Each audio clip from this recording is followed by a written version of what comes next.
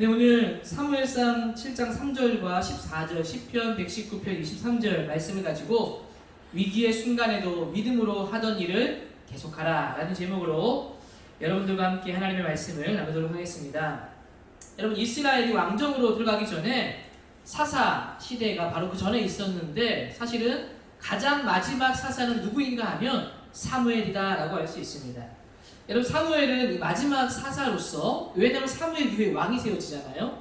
마지막 사사로서 하나님이 다스린 나라는 어떻게 되어야 하는가, 이것을 사무엘상 오늘 7장 말씀을 보면 아주 명쾌하게 볼 수 있죠. 7장 15절과 16절 말씀입니다. 사무엘이 사는 날 동안에 이스라엘을 다스렸으되 해마다 베델과 길갈과 미스바로 순회하여 그 모든 곳에서 이스라엘을 다스렸고, 여러분, 사무엘이 사는 날 동안에 해마다 베델과 길갈과 미스바로 순회했다. 여러분, 이 말은 무슨 말입니까?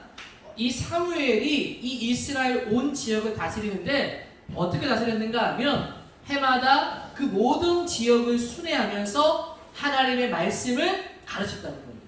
하나님의 말씀을 가르치고 쉽게 말하면 전국적인 회개 운동을 펼친 사람이 사무엘이었다는 겁니다. 하나님을 향한 마음을 회복할 수 있도록 나라를 다스렸다는 것이죠.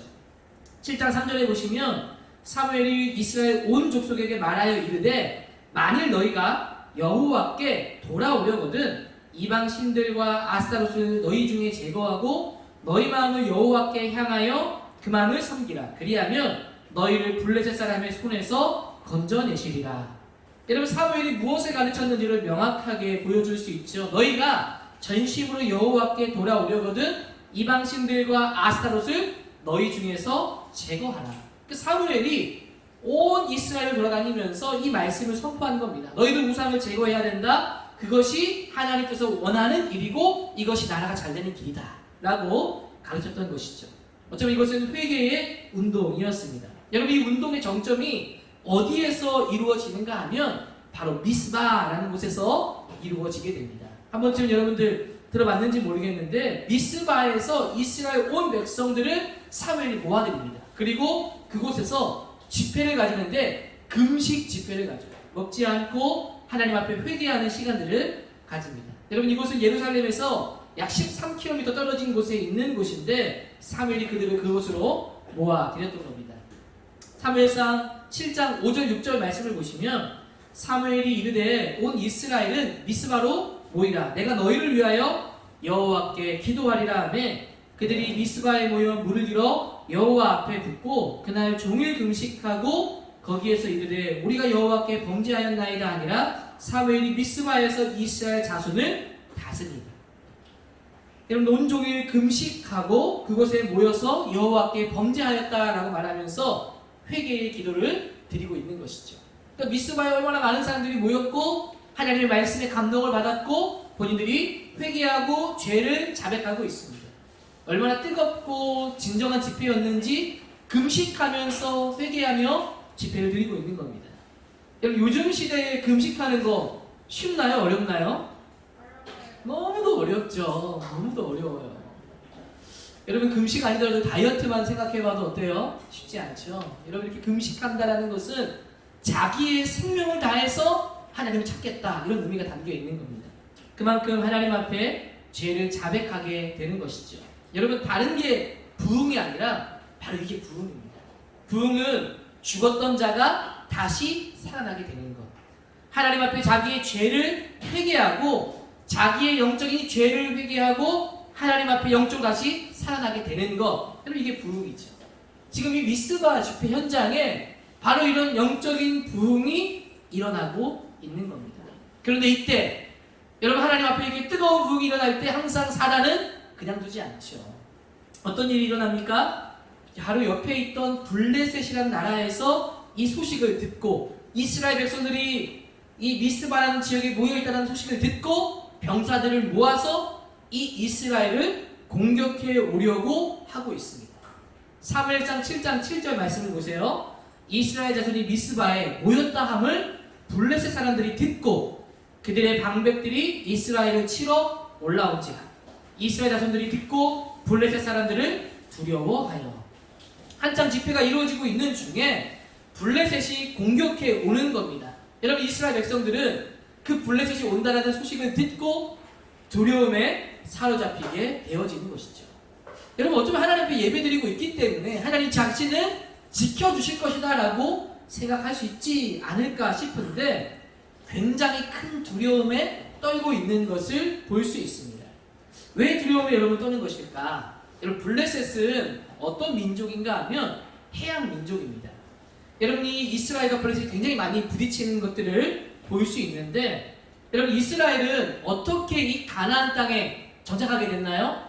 출애굽을 하여서 시내산을 거쳐서 홍해를 거쳐 시내산을 거쳐 가나안 땅으로 갔지만 그들이 하나님의 말씀을 불신함으로 광야에서 40년을 방황하다가 여호수아 때 드디어 요단강을 건너서 어떻게 됩니까? 가나안 땅에 들어가게 됩니다. 이 블레셋은 아주 비슷한 시기에 자기들의 나라에 정착하게 되는데, 이들은 어디로 들어오는가 하면 나중에 여러분 지도를 보시면 알겠지만 이 지중해를 거쳐서 해양 민족이기 때문에 바다를 건너서 여러분 들어오게 되어지죠.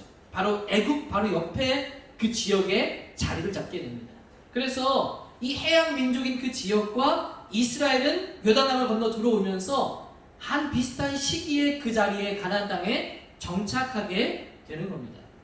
그런데 사무엘 시대가 되었을 때, 여러분 그동안에는 큰 다툼이 없었는데 사무엘 시대가 이르게 됐을 때는 이 가나안족 속에 있던 이스라엘도 하나님 축복해 주셔서 굉장히 많은 인구가 늘어나기 시작해요. 마찬가지로 블레셋도 정착하기 시작하면서 인구가 늘어나기 시작합니다. 땅은 한정되어져 있는데 인구가 늘어나니까 어떻게 되겠어요? 다시 땅을 차지하기 위한 전쟁이 벌어지게 되는 거죠. 바로 인접 국가였던 이스라엘과 블레셋은 자꾸 충돌할 수밖에 없었던 겁니다. 근데 여러분, 충돌했을 때 이 전쟁에서 서로 승패가 어떻게 되었을까요? 승률이라고 해야 될까요? 어느 쪽에 더 승률이 높았을까요? 당연히 이스라엘일까요? 아닙니다. 블레셋이 승률이 훨씬 더 높았습니다.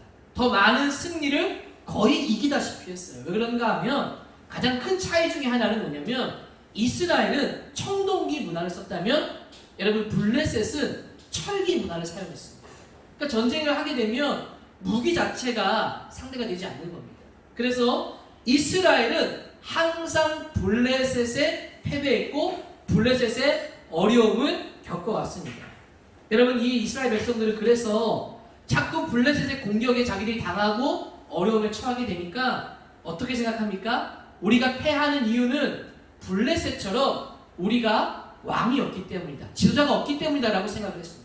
그래서 사무엘에게 뭐라고 부탁을 하는가 하면 나중에 우리에게도 블레셋처럼 왕을 세워달라, 지도자를 세워달라라고 요청하게 되어지죠.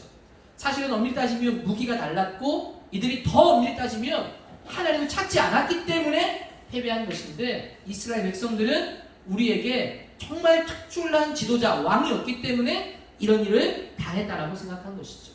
사무엘이 그래서 이스라엘 백성들에게 하나님 말씀을 전파하고 가르치면서 왕을 세워달라고 하는 그들에게 뭐라고 말하는가 하면, 너희들이 자꾸 패배하는 이유는 왕이 없기 때문이 아니야, 지도자가 없기 때문이 아니라 너희들이 가나안 땅에 있는 문화를 본받고 하나님을 떠났기 때문이다.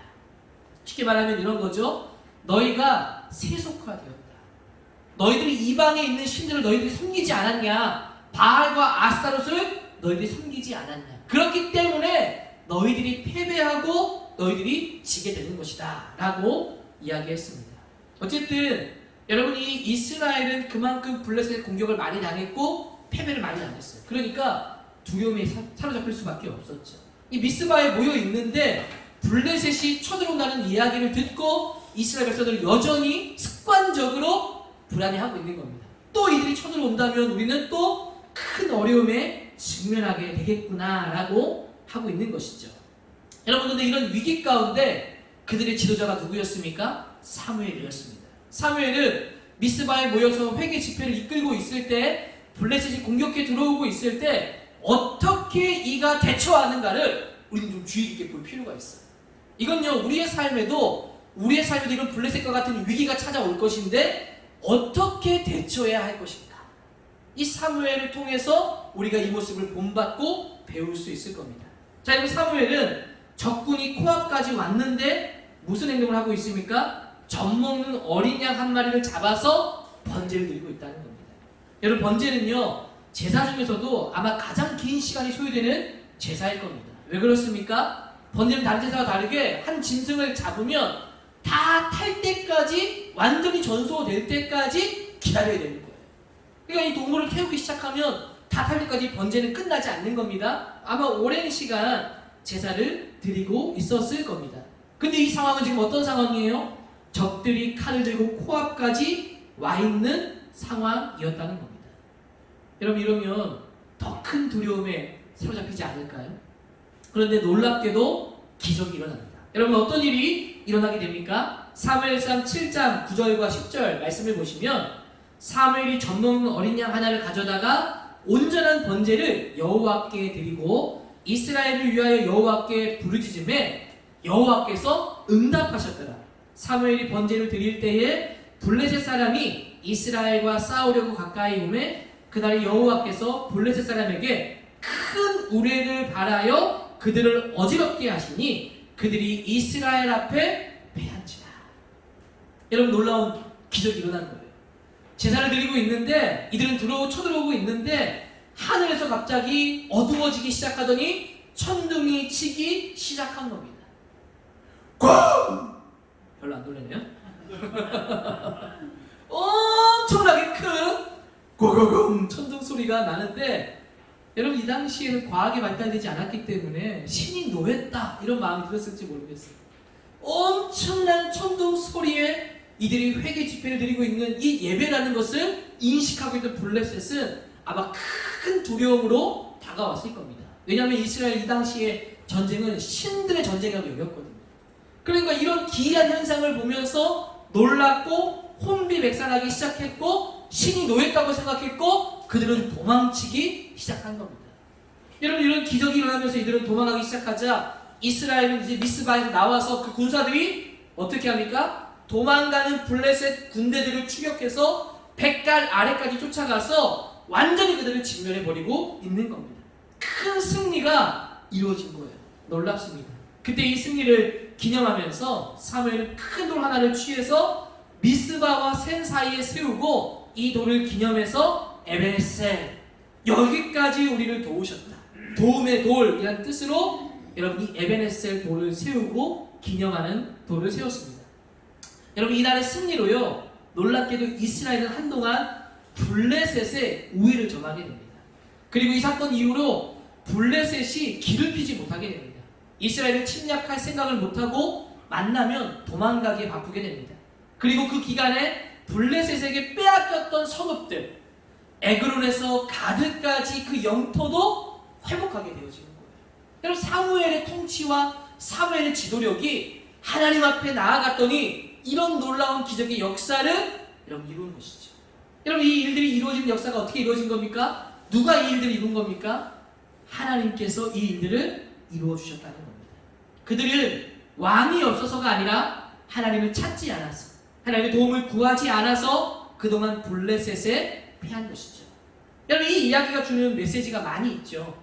여러분 전쟁은 누구에게 달려있다는 것을 말해줍니까? 하나님께 달려있다는 겁니다. 여러분 이것을 우리에게 적용하면 여러분 이런 것은 영적인 전쟁이라고도 할 수 있죠. 우리의 삶에 찾아오는 여러 가지 많은 문제와 삶의 고민들이 있습니다. 그러나 그런 모든 고민들의 이 문제들의 승패는 어디에 있는 겁니까? 내가 열심히 한다고 해결되는 겁니까? 지도자를 세우는 것처럼 내가 능력을 키운다고 그 문제가 해결되는 것이 아니다라는 것을 우리에게 영적인 교훈을 주고 있어요. 바로 어디에 있습니까? 하나님께 있다는 겁니다. 철기 무기의 승패가 있는 것이 아니라 내가 잘 준비되는 것이 있는 것이 아니라 하나님을 찾느냐 하나님을 머물러 있느냐 이것이 우리의 싸움의 승패가 달려있다는 거예요.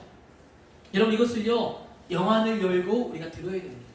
아 진짜 이 싸움은 여러분 사람들의 싸움 같지만 영적 전쟁이라는 거예요. 여러분 실제로 하나님 우리 도와주시지 않으면요 어떤 것도 이길 수 없습니다. 인생은 내 맘대로 되지 않기 때문에 그런 것이죠. 그래서 어떤 사람들은 이런 얘기를 합니다. 신앙은 위기의 순간에 일어납니다. 내가 진짜 문제를 만나고 위기의 순간을 겪고 있을 때 그때 진짜 신앙의 모습이 드러난다는 거예요. 하나님을 의지하고 있느냐, 아니면 내가 어떻게든 해결하려고 우왕좌왕하고 있는가? 여러분, 차분하게 하나님을 의지하고 하나님을 신뢰하는 사람이 되어야 합니다. 마치 이런 거죠. 폭풍을 만나도 정말 그 폭풍이 치는데도 고요할 수 있다면 놀라운 기적 아닐까요? 여러분, 하나님께서 그것을 도우신다는 것이죠. 그렇게 우리의 마음을 차분하게 하시고 평안하게 하시고 침착하게 만들어주신다는 겁니다. 여러분, 바울을 한번 생각해 보십시오. 실제로 바울은요, 로마로 호송되는 과정 속에 풍랑을 만나게 되죠. 막 풍랑이 치니까 막 이것저것 다 배에 있는 걸 버리고 모든 것을 다 버렸음에도 불구하고 계속 풍랑이 잠잠해지지 않고 어려움에 있게 됩니다. 그때 사도 바울이 여러분, 모든 희망을 잃고 두려움에 떨고 있는 그 배에 있는 사람들을 향해서 뭐라고 말합니까? 여러분, 두려워하지 마세요. 여러분, 두려워하지 마세요. 제가 믿는 하나님께서 제가 로마에 가게 될 것이다 라고 말씀하셨습니다. 우리의 생명은 이 바다에서 저로 인해서 아무도 죽지 않게 될 겁니다. 죽지 않고 다들 로마로 가게 될 것입니다. 여러분, 이런 얘기를 그 풍랑의 배 위에서 바울이 한 거예요. 여러분, 사람들이 듣고요, 야, 너 뭔 소리 하니? 라고 반응한 게 아니라 그 말을 듣고 이들이요, 위로를 받습니다. 희망을 얻게 됩니다. 그러니까 사도 바울이 했던 그 말이 그냥 한 말이 아니라 확신에 가득 찬 말, 그들의 영혼에 찔리는 말, 그들의 마음에 박히는 말을 했다라는 거죠. 여러분, 이 말의 확신은 하나님을 신뢰하는 자에게 주시는 것이다 라는 겁니다. 여러분, 모든 문제 가운데서 하나님을 붙들어야 된다는 것을 기억하시게 되기를 바랍니다. 특별히 저는 여기서 여러분, 적들의 공격에도 제사를 멈추지 않고 묵묵히 하나님을 예배한 이 모습의 메시지를 좀 보았으면 좋겠어요. 근데 여러분, 이거 잘못 적용하면 안 됩니다. 자, 문제가 다가오니까 예배 드렸다, 나도 문제가 다가오면 성경책 피고 예배 드려야지 라고 하는 적용을 말하는 게 아니에요. 여기에서 말하는 원리를 우리가 잘 적용해야 됩니다. 뭘 얘기하는 겁니까? 제사를 드리고 있었고 그 드리던 이 일들을 위기가 온다고 해서 멈추지 말고 지속적으로 하던 일을 행해야 된다는 것을 보여줍니다. 쉽게 말하면 하나님 앞에 여러분들이 하던 행동들이 있다면, 하나님을 드리던 그 경건의 원리들이 있다면 그 일들을 내가 문제가 다가왔다고 해서 멈춰서는 안 된다는 거예요. 쉽게 예를 들면 여러분, 시험기간 다가온다고 예배 멈추고, 또 내가 해야 될 고민이 많다고 해서 내가 하던 그 경건 큐티 멈추고, 기도 생활하고 있었는데 내 삶의 시간이 바쁘기 때문에 멈추고, 이렇게 하지 말라는 거예요. 어떤 일이 있든지 간에 하나님 앞에 내가 하던 일들을 멈추지 말고 계속적으로 행해야 한다는 것을 보여주고 있는 겁니다. 사무엘의 이 말씀의 이 내용을 통해서, 이 이야기를 통해서 우리에게 이것도 전달해주고 있는 것이죠. 여러분, 오늘 우리가 보고 있는 시편도 이런 말씀을 우리에게 말해주고 있습니다.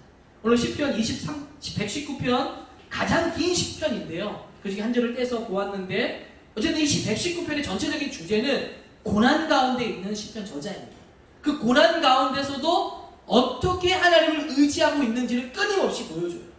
여러분, 마지막 끝날 때 고난 가운데 있으면 모든 게 다 승리로 끝날 것 같지만, 여전히 시편이 가장 긴 시편의 시편 저자의 고백은 마지막에 가서도 하나님의 도움을 구하는 것으로 맞춰지게 됩니다. 끊임없이 도움을 구해야 된다는 것을 보여주고 있는 것이죠. 그 중에 23절 말씀에 보면 상반절만 먼저 보시면, 고관들도 앉아서 나를 비방하여 싸우나 라고 말합니다. 여러분, 고관들이라는 것은 높은 사람들, 힘 있는 사람들, 뭔가 나를 짓누를 수 있는 그런 사람들을 상징하고 이야기합니다. 그 사람들이 이 시인을 비방하고 모방하고 어려움 가운데 있게 하고 있는 겁니다. 아마 이 시인은 전체를 틀어서 볼 때 굉장히 큰 어려움 가운데 있음을 우리는 짐작해 볼 수 있습니다. 그런데 이 시인은 여러분, 이 고관들이 자기를 어렵게 하고 비방하고 있지만 어떻게 하고 있는가? 후반절, 23절 후반절을 보시면 이렇게 말씀하고 있죠. 주의 종은 주의 율례들을 작은 소리로 읊조렸나이다. 여러분, 여기서 읊조렸다는 것은 묵상이라는 말입니다. 여러분, 묵상이라는 말을 풀면 읊조리다라는 말이 돼요. 읊조리다라는 말은 더 쉽게 얘기하면 읽는다라는 말이 돼요. 내가 이것을 말하고 있다, 읽고 있다라는 것이 읊조리다라는 겁니다. 반복해서 말하고 있는 것. 여러분, 이게 바로 묵상입니다. 묵상을 풀면 읊조리다라고 되는 것이죠. 전에 제가 묵상학교라고 해서 아이들과 함께 묵상에 대한 내용들을 나눈 적이 있는데, 그때도 묵상에 대해서 하나님 말씀을 묵상하는 게 뭐냐 꼭 적용하지 않아도 됩니다. 꼭 내가 무언가 뭐 적고 뭐 하나님은 어떤 분이시고 뭔가 이렇게 하지 않아도 내가 그 말씀을 한 번, 두 번, 세 번, 네 번, 다섯 번 읽으면 그게 바로 묵상이다. 읽는 중에 생각하게 되어지고 적용하게 되어진다라는 겁니다. 여러분, 이게 바로 묵상이라는 것이죠. 여러분, 시인은 고난 중에 뭘 하고 있는가 하면 하나님을 향해 묵상하고 있다. 시인은 자기 고난이 다가올 때 그 고난을 위해서 싸운다기보다, 그 비방자들을 위해서 다툰다기보다 하나님 앞에 자신이 여전히 하고 있던 하나님의 말씀을, 묵상을 멈추지 않고 행하고 있다라는 겁니다. 여러분, 이것이 바로 그리스도인의 능력입니다. 여러분, 대부분 그리스도를 신뢰하지 못하면 어떻게 할까요? 문제가 생기면 그 문제를 염려하고 고민하는 일에 더 많은 시간을 할애합니다. 그리고 오히려 그 고민과 염려와 문제를 더 많이 묵상하게 되어지죠. 그리고 문제를 해결하기 위해 애를 쓴다고 이야기합니다. 그런데 오늘 시인은 어떻게 하고 있습니까? 그 문제를 해결한다기보다 하나님 앞에 하던 말씀의 묵상을 멈추지 않고 하던 일을 계속하고 있다는 겁니다.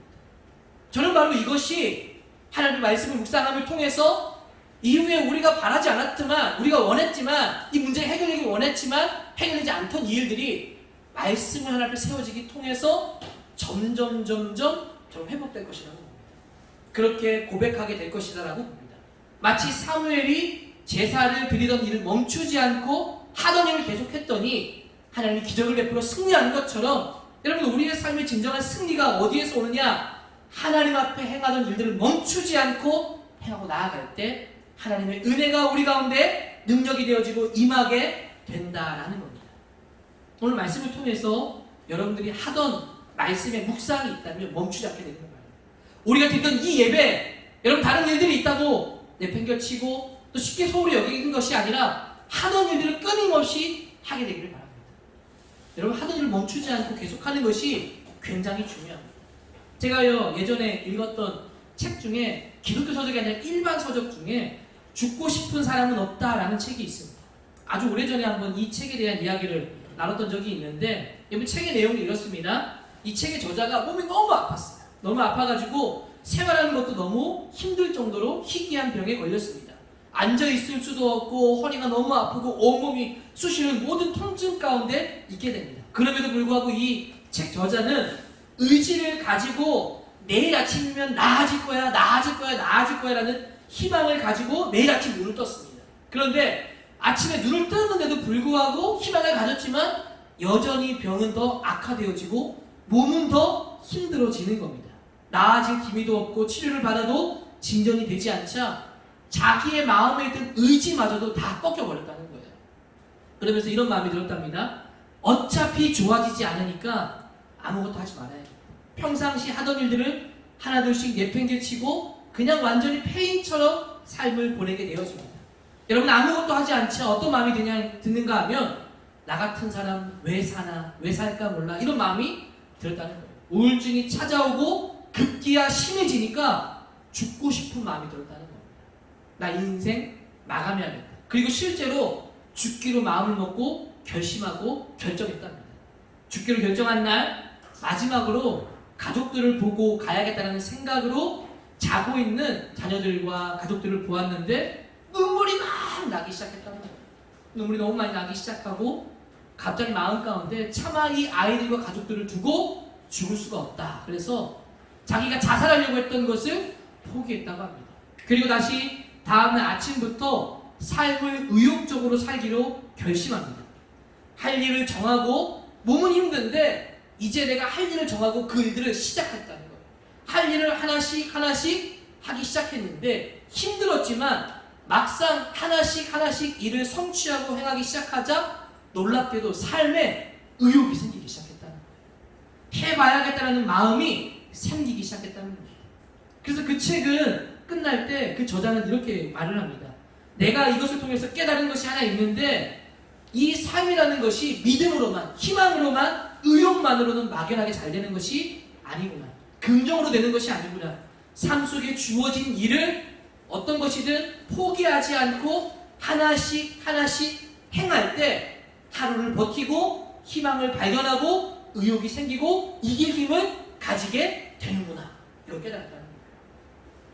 이전 연예인 중에서도요, 한 사람이 사업이 망했다고 합니다. 모든 것을 포기했는데 어느 날 누구를 만났는데 운동을 시작했대요. 산으로 맨날 등산을 하고 등산할 때 그냥 뛰어서 막 산을 오르고 했다는 겁니다. 그런데 놀랍게도 그 산을 뛰어오르면서 삶의 의욕이 생기기 시작했고 어떤 것이든 해봐야겠다라고 생각해서 그 운동을 통해서 나는 삶의 의욕을 회복하고 모든 문제에서 해결받을 수 있었다라고 하는 고백을 들은 기억도 있습니다. 여러분, 이것이요, 이 이야기들이 우리에게 주는 통찰이 있다고 봅니다. 막연하게 문제와 위기 앞에서 하나님이 도와주시겠지 하는 것은 믿으면 안 됩니다. 어떻게 해야 되겠습니까? 진정한 믿음은 하나님 앞에 내가 행하던 것들이 있다면 그것들을 하나둘씩 행할 때 의욕이 생기고 의지가 생기고 하나님의 도우심이, 은혜가 채워지기 시작합니다. 여러분, 왜 하던 일을 멈추지 않아야 됩니까? 왜 하나님의 하던 일을 멈추지 말아야 됩니까? 하나님의 진짜 도우심이 거기에서부터 오기 시작되기 때문입니다. 여러분, 오늘 말씀을 통해서 우리가 해야 할 일을 계속해서 행하는 은혜가 있게 되기를 소망합니다. 아무리 바쁘고 힘들어도 하나님 앞에 내가 하던 일들이 있다면 멈추지 말고 계속해서 행하게 되기를 바랍니다. 그래야 우리 영혼이 죽지 않는 것이죠.